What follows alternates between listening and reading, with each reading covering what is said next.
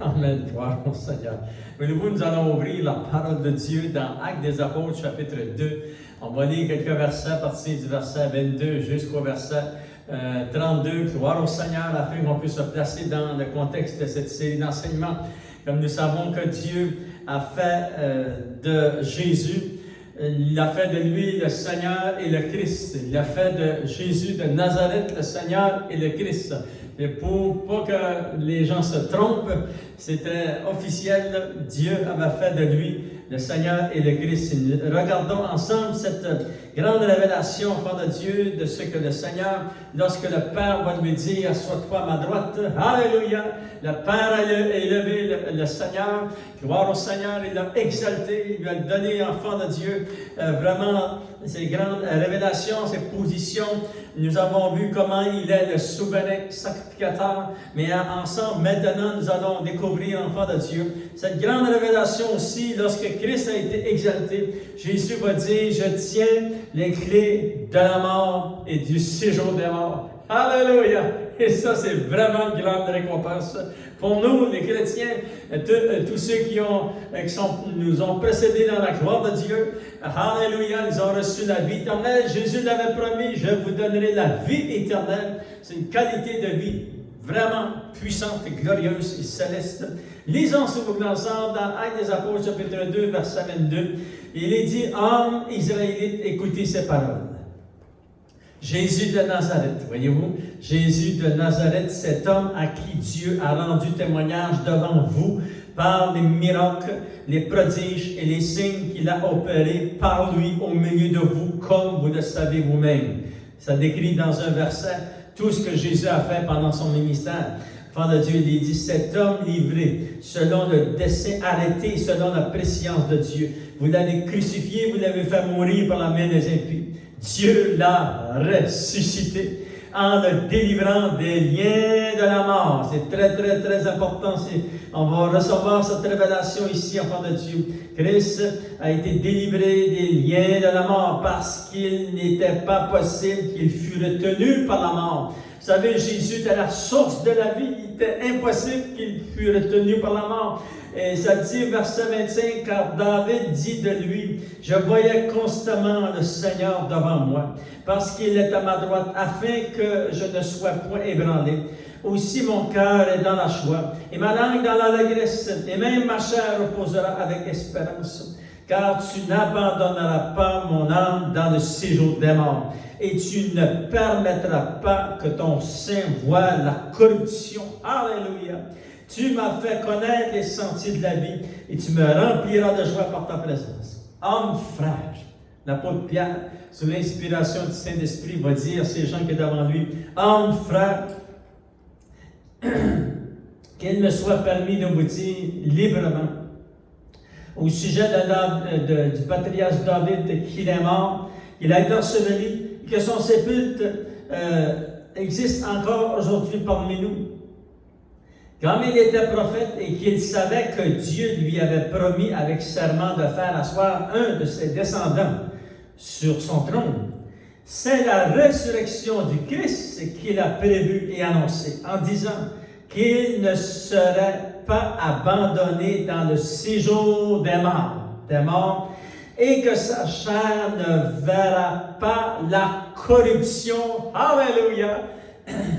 C'est ce Jésus que Dieu a ressuscité, nous en sommes tous témoins. Jésus a été élevé par la droite de Dieu, il a reçu du Père le Saint-Esprit qui avait été promis, et il l'a répandu comme vous le voyez et l'entendez. Verset 36, que toute la maison d'Israël sache avec certitude que Dieu a fait Seigneur et Christ, ce Jésus que vous avez crucifié. Seigneur, nous voulons te remercier pour la parole de Dieu. La parole, Seigneur, nous libère. Alléluia! Et remplit nos cœurs de joie.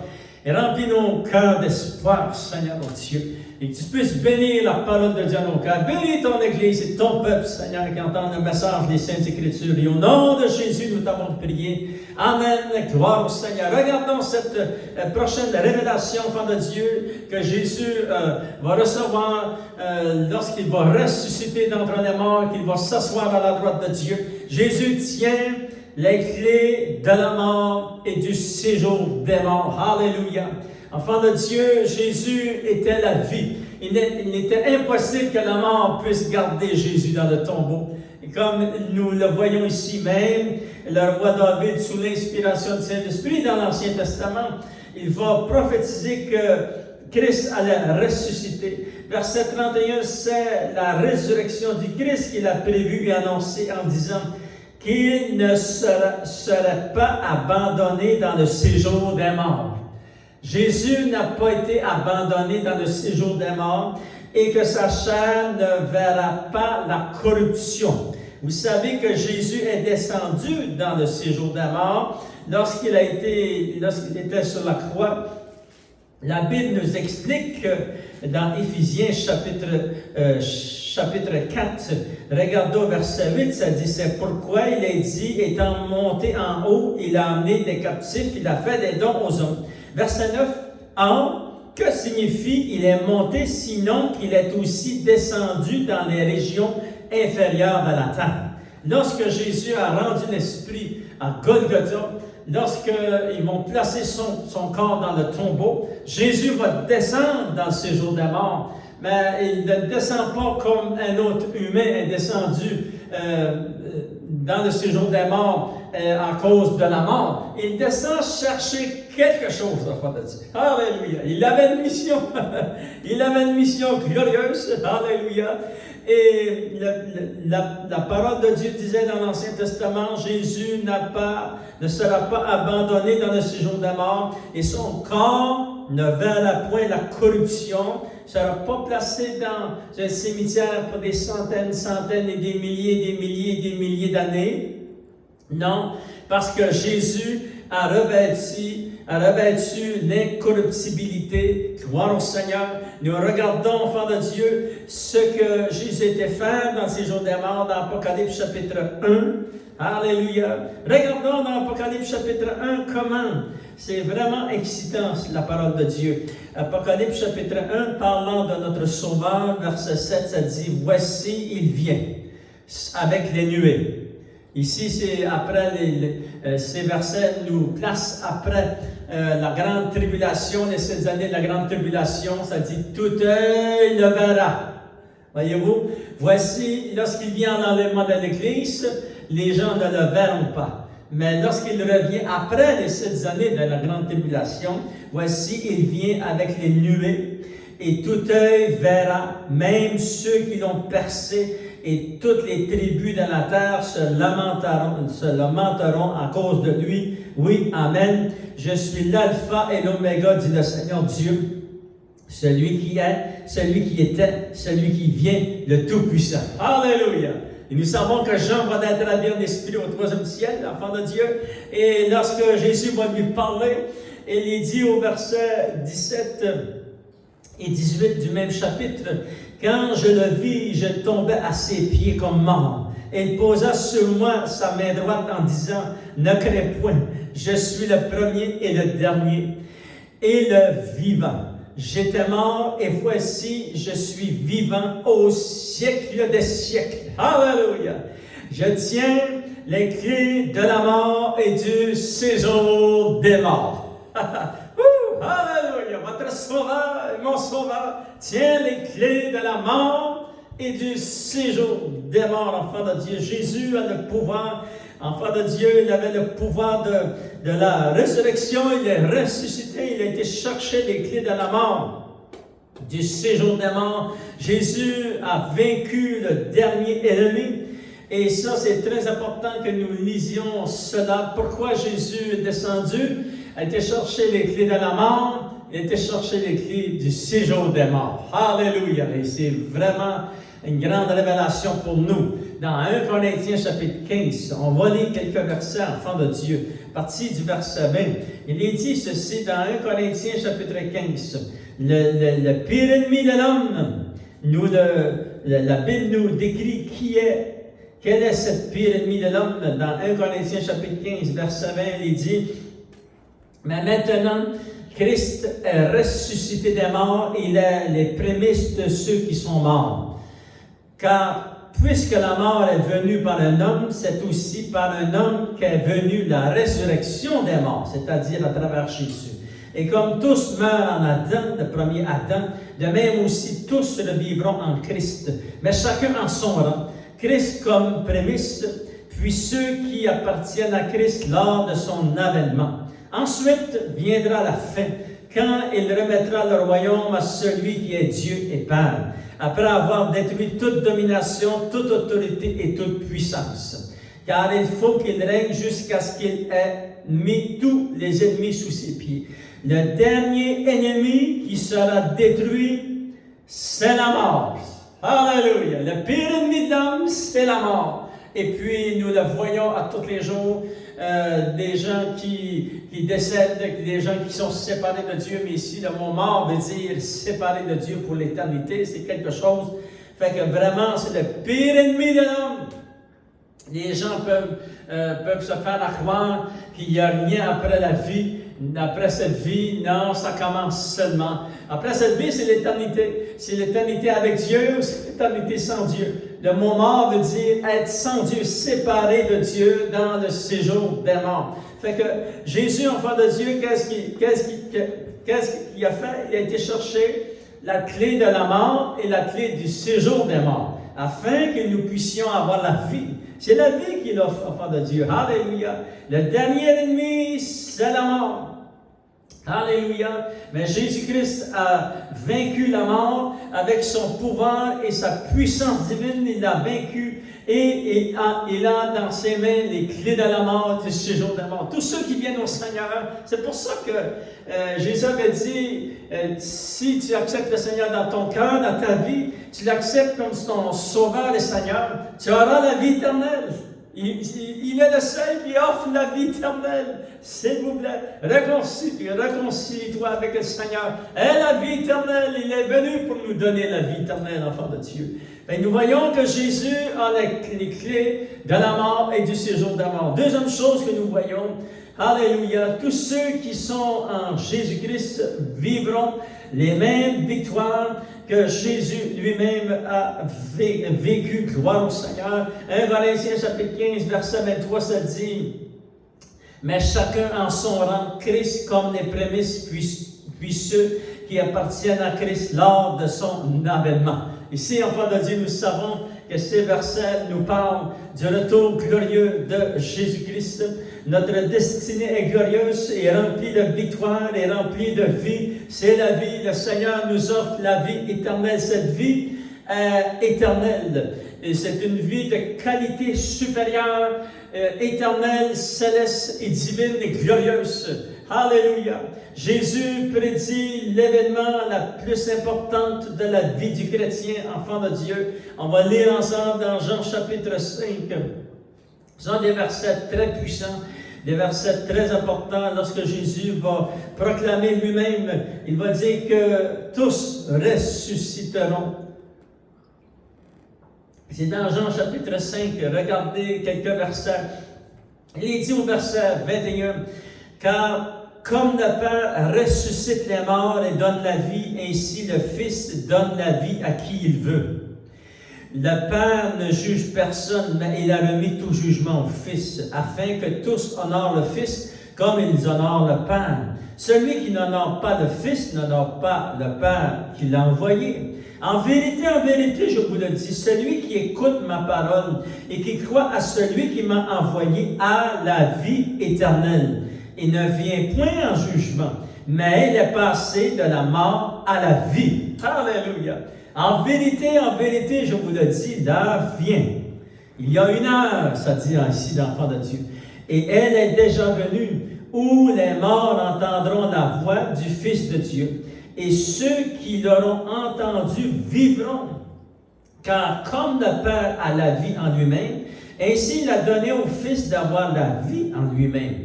Et il lui a donné le pouvoir de juger parce qu'il est fils de l'homme. Ne vous étonnez pas de cela, car l'heure vient où tous ceux qui sont dans les sépulcres entendront sa voix et en sortiront. Ceux qui auront fait le bien ressusciteront pour la vie, mais ceux qui auront fait le mal ressusciteront pour le jugement. Alléluia. Ben, nous voyons que Jésus va expliquer toute la puissance qu'il a reçue de Dieu le Père. Il nous explique ici dans Jean chapitre 5, nous annonçant qu'un jour nous ressusciterons avec Christ. Ça fait partie, enfant de Dieu, de cette grande résurrection dans 1 Corinthiens chapitre 15, que chacun va ressusciter en son rang. Jésus est ressuscité le premier, gloire au Seigneur, et ça dit que tous ressusciteront. Il y a deux résurrections. Il y a la résurrection des justes, qui ressusciteront pour la vie et d'être avec le Seigneur pour l'éternité. Il y a la résurrection des injustes, qui ressusciteront, leur corps va ressusciter, mais ils seront séparés de Dieu pour l'éternité. C'est vraiment important d'accepter le Seigneur Jésus, de se positionner en lui, de demeurer en lui. C'est lui qui a la vie éternelle. Il est le chemin, la vérité et la vie. Nul ne peut venir au Père que par Jésus. C'est très, très important, enfant de Dieu. Jésus même déclare ici, en 2 reprises, il dit, mais l'heure vient. C'est-à-dire qu'il y a une heure, il y a une année, il y a un mois, il y a une semaine, il y a une journée. Et dans cette journée, il y a une heure.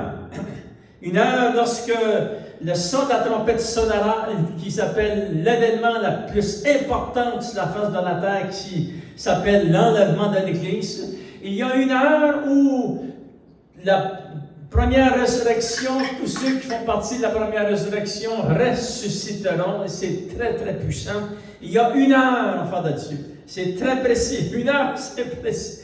Alléluia. Nous avons toujours pensé que nous monterons à la rencontre du Seigneur au ciel, au paradis, mais nous découvrons dans la parole de Dieu que nous allons rencontrer le Seigneur Jésus dans les airs, alléluia, et puis on s'est posé la question, pourquoi on rencontre Jésus sur la nuée, dans les airs, enfant de Dieu? C'est très important de connaître ce qui se passe ici. Nous savons que la première résurrection, l'enlèvement de l'Église fait partie de cette première résurrection. Il est dit dans 1 Corinthiens chapitre 15, verset 51.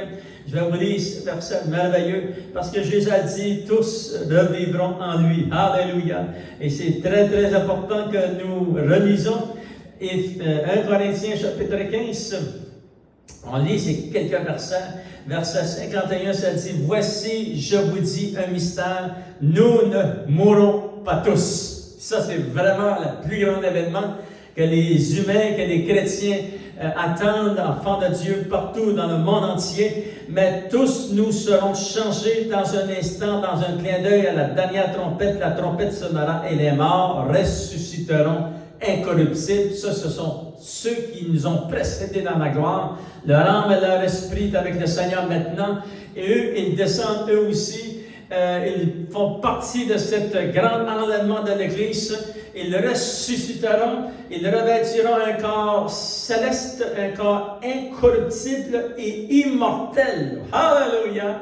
Et nous aussi, tous ceux qui seront vivants pendant cet événement, eux, ils revêtiront aussi un corps céleste. Gloire au Seigneur, l'immortalité. Et vraiment, enfants de Dieu seront transformés, ça dit, et les morts ressusciteront incorruptibles, et nous serons changés, car il faut que ce corps corruptible revête l'incorruptibilité, et que ce corps mortel revête l'immortalité. Wow! Quel miracle extraordinaire! Nous allons vivre éternellement, enfants de Dieu. Et regardez ce que ça dit au verset 54. Lorsque ce corps corruptible aura revêtu l'incorruptibilité et que ce corps mortel aura revêtu l'immortalité, alors s'accomplira la parole qui est écrite. La mort a été engloutie dans la victoire. Alléluia!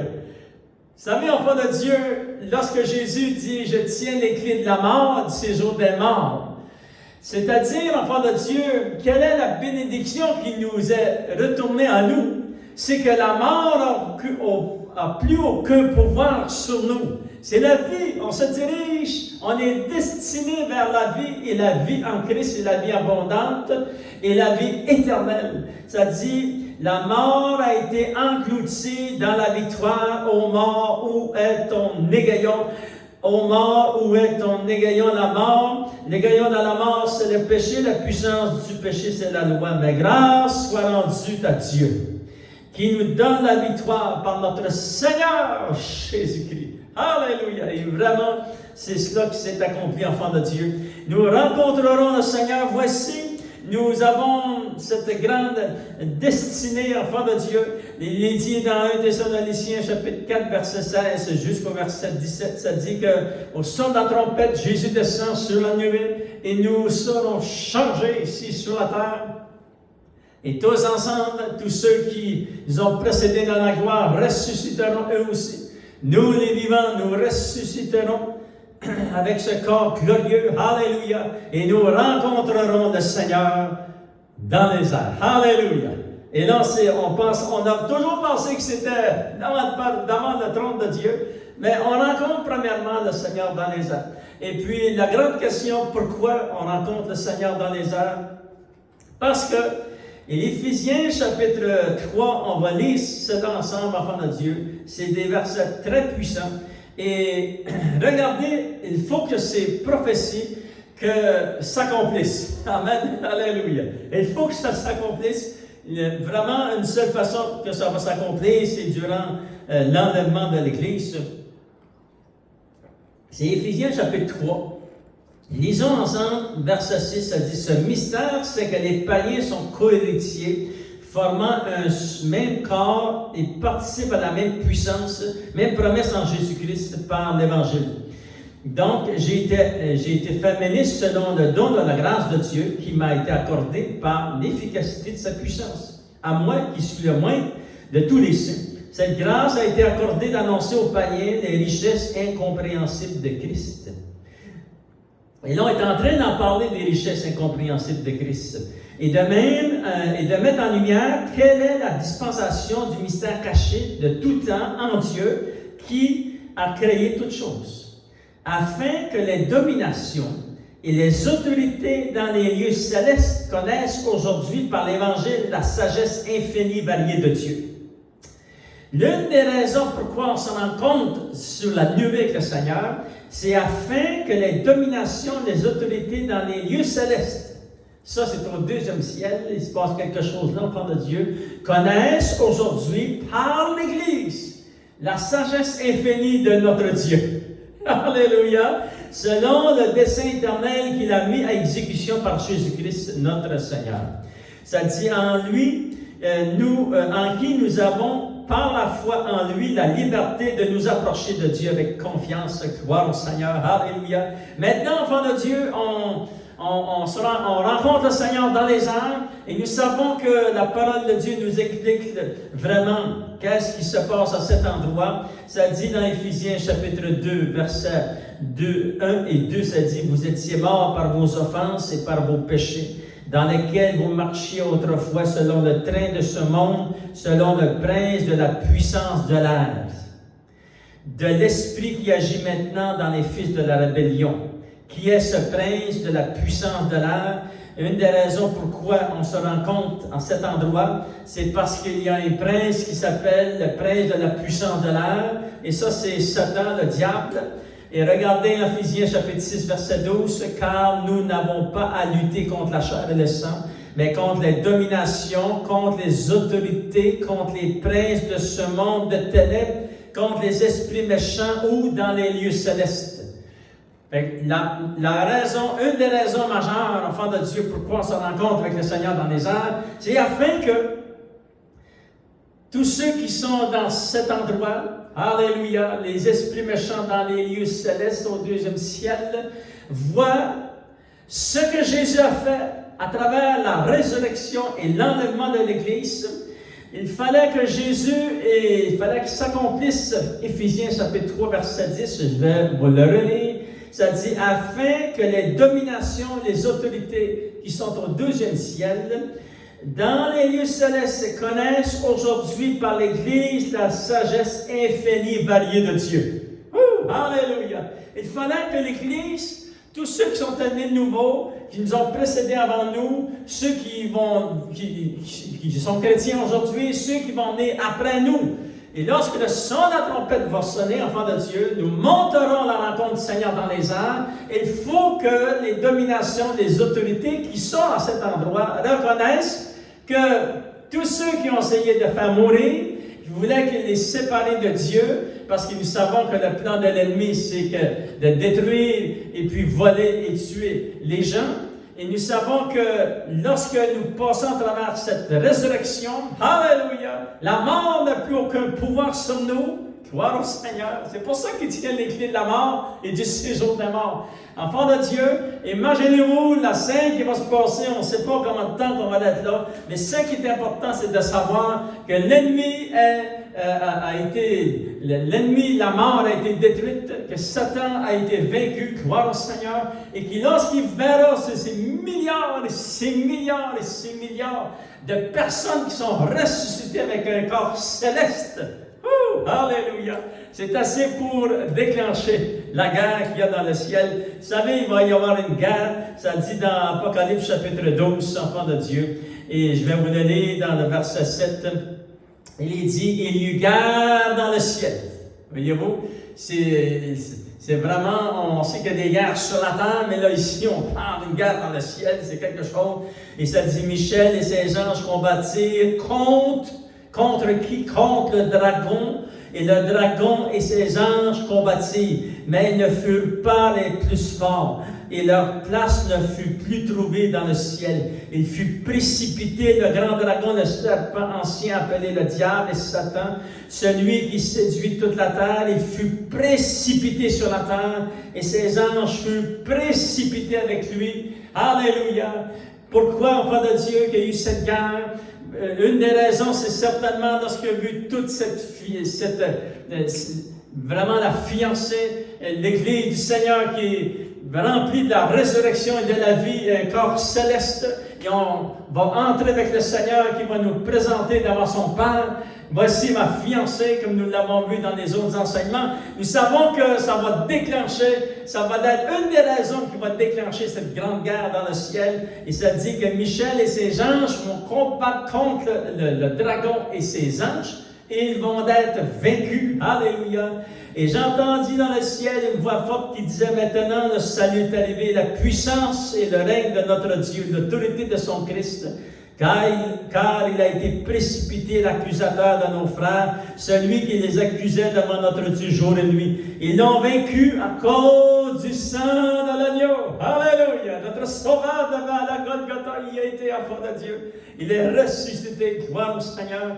Et à cause, ils n'ont pas aimé leur vie jusqu'à craindre la mort. Mais nous savons que, enfant de Dieu, Satan va être précipité sur la terre. Il y a tous les anges déchus qui sont avec lui. Tout ce que nous avons lu dans Éphésiens chapitre 6, verset 12, vont être précipités sur la terre durant le milieu de la grande tribulation. Il y aura 3 ans et demi qui seront ici sur cette terre. Ça sera vraiment quelque chose pour les humains qui seront ici. Mais nous serons avec le Seigneur, alléluia, devant le trône de Dieu. Et nous l'avons vaincu parce que notre Sauveur a vaincu. Alléluia! Il est le victorieux, enfant de Dieu. Vous servez le Seigneur Jésus qui est victorieux. Et j'aimerais en terminant vous montrer un verset dans l'Ancien Testament qui nous décrit toute cette victoire que Jésus a vaincu la mort et le séjour des morts, qu'il tient la clé entre ses mains, qu'il a vaincu Satan, et aucune trace ne sera trouvée de lui. Alléluia! Il ne sera jamais plus à cet endroit, enfant de Dieu, au deuxième ciel. Il va être détrôné pour l'éternité. Il n'y retournera jamais plus. Gloire au Seigneur. Et on lit, enfant de Dieu, en terminant, s'il vous plaît, on tourne dans Ésaïe chapitre 24. Regardez le verset 21 jusqu'au verset 23. Ça nous décrit vraiment un peu, enfant de Dieu, ce que Jésus a accompli dans le Nouveau Testament. Il est dit, Ésaïe chapitre 24, verset 21, en ce temps-là, alléluia, l'Éternel châtiera dans le ciel l'armée d'en haut. Alléluia! Satan va être châtié, enfant de Dieu, et les démons seront précipités, ils ne seront plus à cet endroit. Et sur la terre, les rois de la, et sur la terre, les rois de la terre. Ils seront assemblés captifs dans une prison. Ils seront enfermés dans des cachots. Et après un grand nombre de jours, ils seront châtiés. Ça dit, la lune sera couverte de honte et de soleil de confusion, car l'Éternel des armées régnera. Alléluia! Voyez-vous, ces versets, ça explique que Satan est détrôné du deuxième ciel, précipité sur la terre, après ça, enchaîné dans l'éternité. Et ça dit, enfant de Dieu, regardez-nous, verset 23, c'est la lune sera couverte de honte et de soleil de confusion, car l'Éternel des armées régnera sur la montagne de Sion et à Jérusalem, resplendissant de gloire, en présence de ses anciens. Alléluia! C'est la fin de ce verset 23 parle du règne de Jésus. Les prochains 1000 ans, il établira son règne sur la terre, son royaume, enfant de Dieu, et il sera roi de toute la terre. Gloire au Seigneur, alléluia. Et nous régnerons avec lui à partir de Jérusalem, enfant de Dieu. Vraiment, c'est glorieux ce que Jésus a fait. Oui, il a la clé de la mort et du séjour des morts entre ses mains. Et à cause de cela, nous avons la vie éternelle. Tous ceux qui croient en lui auront la vie éternelle. Seigneur, nous voulons te remercier. C'est un miracle extraordinaire, Seigneur, oh Dieu, que tu as accompli. On te donne toute l'honneur, la gloire et la puissance. Merci que tu as vaincu la mort, qui était le pire ennemi de l'homme. La mort, Seigneur, oh Dieu, a été vaincue. Tu nous as donné la vie. Alléluia. Et la vie en abondance. Le jour que nous t'avons accepté comme Sauveur et Seigneur, nous avons commencé à marcher dans la plénitude de cette vie glorieuse. Et ça s'accomplira dans toute sa totalité lors de ton retour, Seigneur. Je te demande de bénir ton Église et ton peuple. Et au nom de Jésus, nous t'avons prié. Amen. À lui soit la gloire et l'honneur.